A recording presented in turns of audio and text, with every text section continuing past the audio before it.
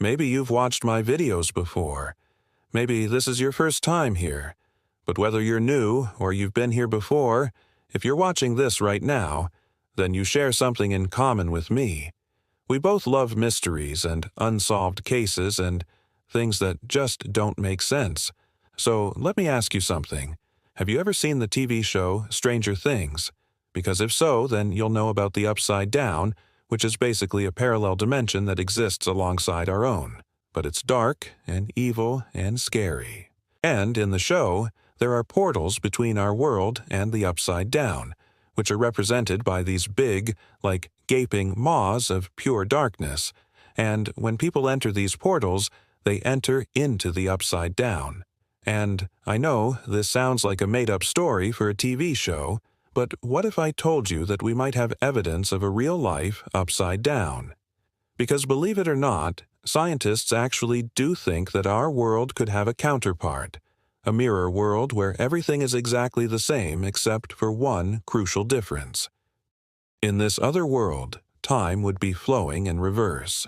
It all started back in 1964 when two scientists named J.S. Bell and A.A. Zeldovich were just having an ordinary conversation about physics and the universe when suddenly Bell turned to his friend and said, "What if there was a world exactly like ours, only in that world everything was reversed?" Now, at first Zeldov thought this was just some crazy idea that Bell had come up with out of thin air, but then he started thinking about it and realized there actually wasn't anything in the laws of physics that said such a world couldn't exist.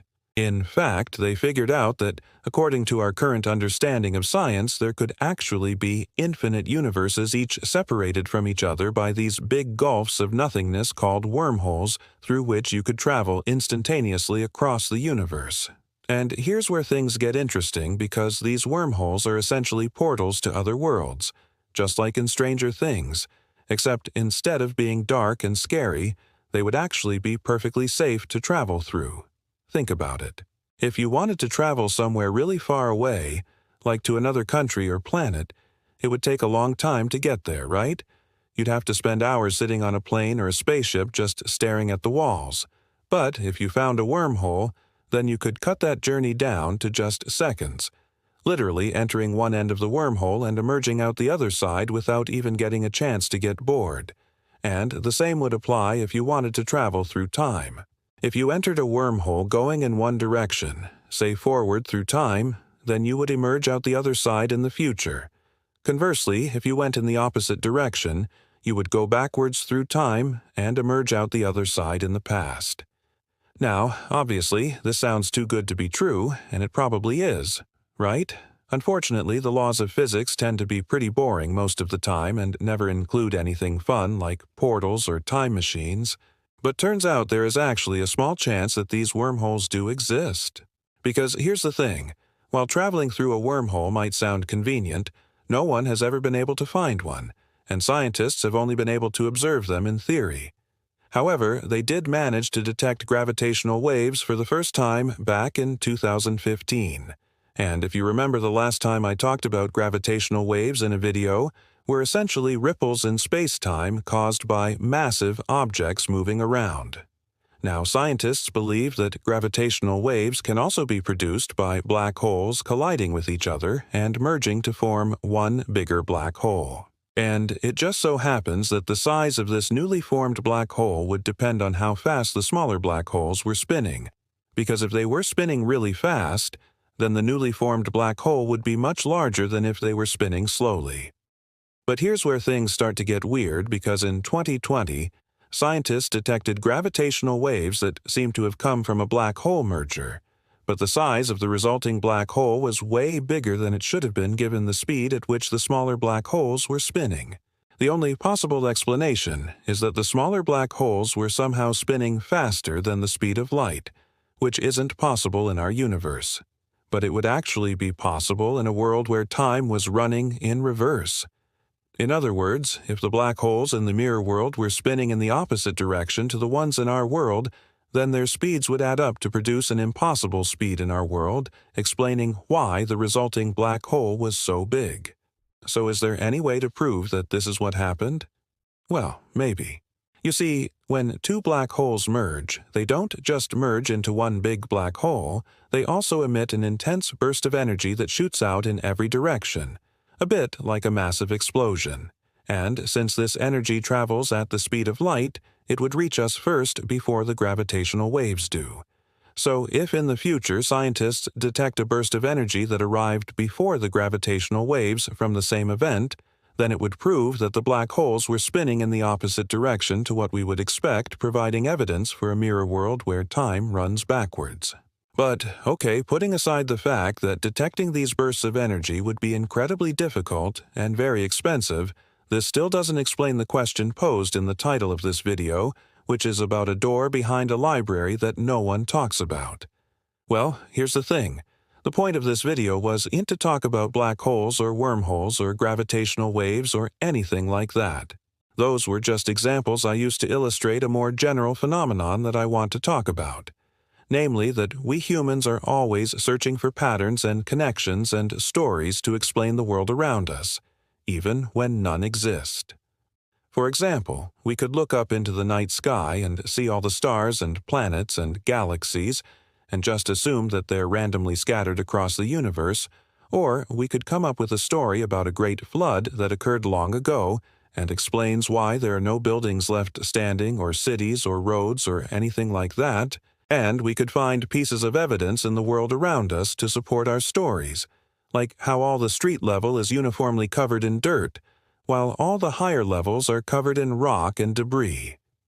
We could look at this old abandoned house and decide that it was abandoned due to a sudden economic collapse, or we could come up with a story about a family who lived here, and then one day they all got on their bikes and rode off to go live in a van, and then no one ever came back. And we could find pieces of evidence in the world around us to support our story, like how the front door is unlocked, implying that they didn't feel threatened by whatever was going on outside, and how they left all their stuff inside, implying that they didn't have much time to pack up and leave. Or we could see this photo and decide that it shows a person standing next to a crashed UFO. Or we could come up with a story about a man who was trying to build a kite and failed. And we could find pieces of evidence in the photo itself to support our story, like how the object in the photo seems to be obeying the laws of gravity, implying that it's not a flying saucer, and how the man is looking at the camera, implying that he's not an alien. The point is, we could come up with a story about almost anything. But just because we can come up with a story about something doesn't mean that that story is actually true. And sometimes we get so caught up in the stories we tell ourselves that we forget that they're just stories. Like, I bet there's some of you watching this right now who have completely stopped believing in magic. You know, the idea that there are these invisible beings called fairies that have magical powers and can grant wishes and stuff like that. I mean, you wouldn't believe in fairies, would you?